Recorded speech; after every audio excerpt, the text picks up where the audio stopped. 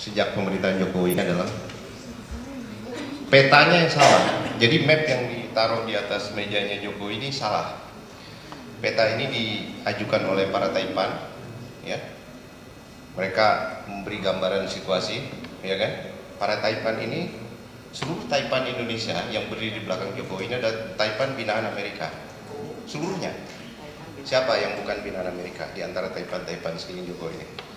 Mereka ini senantiasa mau ngebergen terhadap apapun perkembangan situasi internasional. Cina masuk, kalau bilang sama Cina, kalau lu nggak sama gua bikin kacau. Amerika masuk, kalau lu nggak sama gua bikin kacau. Dia bikin kacau di sini. Taipan ini kerjaan bikin kacau. Dia mengacaukan keadaan supaya siapapun rejim berkuasa tetap bersandar sama dia. Nah, dilalah para Taipan ini sedang menghadapi masalah keuangan yang rumit. Maka tadi adalah penjarahan uang-uang jam sostek, BPJS, apa dijarah semua sama mereka ini. Taspen, jam Askes, Asabri diambil semua mereka. Mereka berusaha, mereka memakai semua sumber daya ekonomi ini. Yang tadi dibilang Bang Isan, sebetulnya mereka kaya itu dari BUMN ini. TPPI aja udah jadi sampah, udah jadi bangkai, dibeli lagi Pertamina. Siapa yang lakukan? Bisa sampai begitu mereka sekarang ini. Nah, Taipan yang menyerahkan map kepada Jokowi karena mapnya salah, maka kelirulah semua langkah presiden ini. Ya kan? Sementara di bagian lain ada perubahan dunia yang bergerak lurus, nggak mau kompromi. Ya kan? Seluruh baper lama, Taipan kotor, penyimpan uang kotor ini semua ini hendak disingkirkan di dalam tatanan ekonomi global sekarang, karena ekonomi dunia menghadapi keadaan unbalance. Uang kotor itu sudah terlalu mendominasi dunia.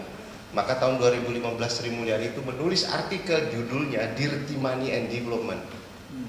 Uang kotor dan pembangunan katanya. Jadi menteri dia. Kenapa dia menulis begitu?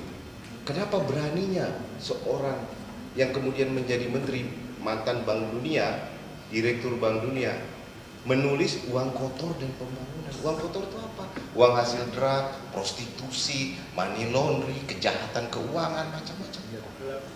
Perdagangan senjata, itu kriminal semua. Narkoba mau dibawa oleh dia menjadi modal pembangunan untuk mengatasi kemiskinan. Baca, tulis saja, itu ada artikelnya Bu di media internasional, judulnya Sri Mulyani Dirty Money and Development, uang kotor dan pembangunan. Pada uang kotor dan pembangunan, itulah proposal Taipan ini ternyata. Maka begitu jadi ke sini dia menggelar teks amnesti, hendak mengampuni seluruh kejahatan keuangan dan uang-uang kotor untuk dicuci di dalam sistem Indonesia.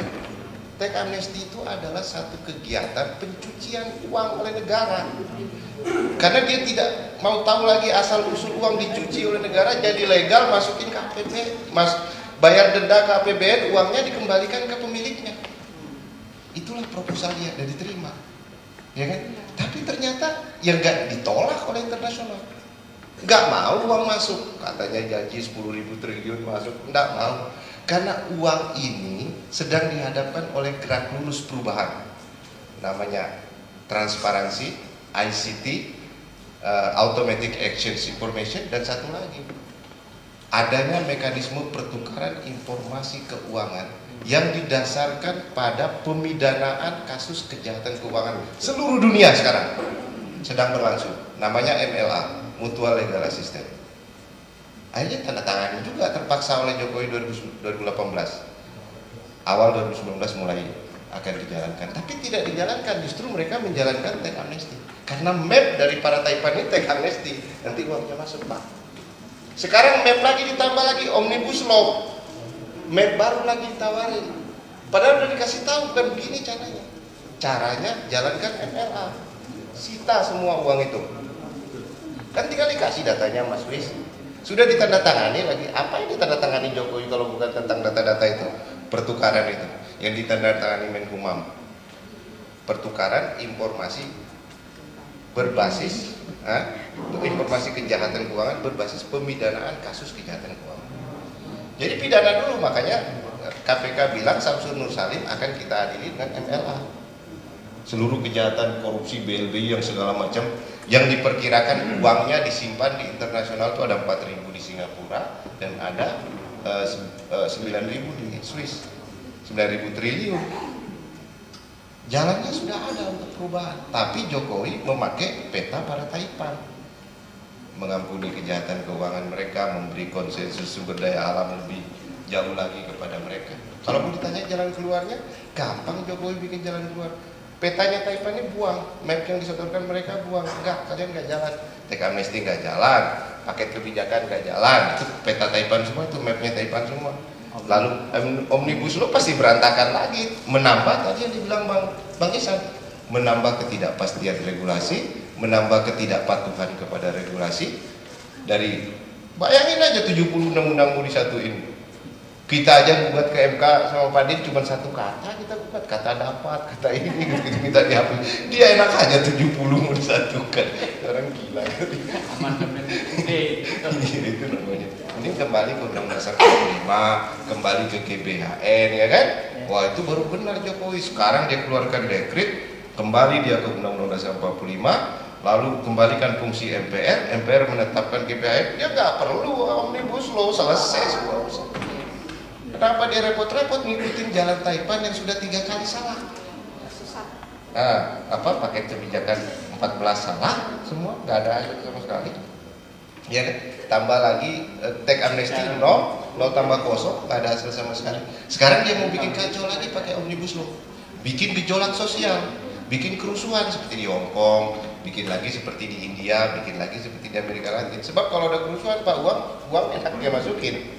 Dia bisa bikin kacau, dia bikin kerusuhan lalu masukin uang dia. Jadi hati-hati dengan skenario kerusuhan. Itu proposalnya Taipan.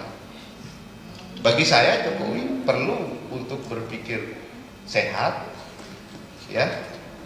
Buang semua peta-peta para Taipan ini, map-map yang disodorkan mereka ini semua penipuan. Yang perlu dia lakukan sekarang adalah membenahi jalannya negara, bukan omnibus law tapi kembali ke Undang-Undang Dasar 45. Kembalikan fungsi MPR, tetapkan GBHN, selesai semua. Urusan kekacauan konstitusi bisa ditata kembali lewat jalur itu. Saya kira itu jalan keluarnya. Masalah orang, udahlah nanti orang lahir sendiri. Yang berani-berani akan muncul. Yang jagoan-jagoan akan muncul sendiri. Tidak usah kita cari-cari orang. Gimana Bang? Makasih. Jadi bentuk apa penderitaan rakyat ini nanti kembalikan? Enggak, yang menderita sekarang ini enggak rakyat. Yang menderita ini adalah elit. Yang menderita ini para Taipan. Mereka ini tersandra, benar-benar tersandra. Mereka nggak bisa bergerak sekarang. Maju kena, mundur kena. Oh, mereka paling sengsara Bu. Orang punya duit akan kehilangan duit paling besar itu paling sengsara. Iya kan? Maka sekarang misalnya ada ini kejadian virus corona. Ini akan semakin menambah tekanan bagi mereka. Rakyat biasa-biasa aja, ya kan? Yang paling menderita sekarang di era-era pembersihan seluruh kejahatan keuangan secara internasional ini adalah mereka, karena mereka akan kehilangan posisinya sebagai baper politik, habis, dipermalukan, bisa dipenjara, bisa dipidana, bisa diadili, bisa masuk bui. Kalau mereka semua ini masuk bui, selamat bangsa kita. Kita bisa kembalikan semua kekayaan yang digarong dari sejak pemerintahan Orde Baru sampai dengan saat ini. Pakai mutual legal assistance, pertukaran informasi keuangan berbasis pemidanaan kasus kejahatan keuangan yang dilakukan selama berpuluh-puluh tahun di Indonesia. Selesai masalah. Jadi nggak usah khawatir dengan proposal ini. Jadi kita nggak perlu tidak setuju dengan proposal ini. Ini proposal yang benar. Masalah Jokowi akan selamat atau enggak itu urusan dia lah. Kalau dia bagus, kembali mengabdi, kembali berpijak kepada Pancasila, kembali kepada spirit pembukaan Undang-Undang 45, insya Allah Jokowi selamat.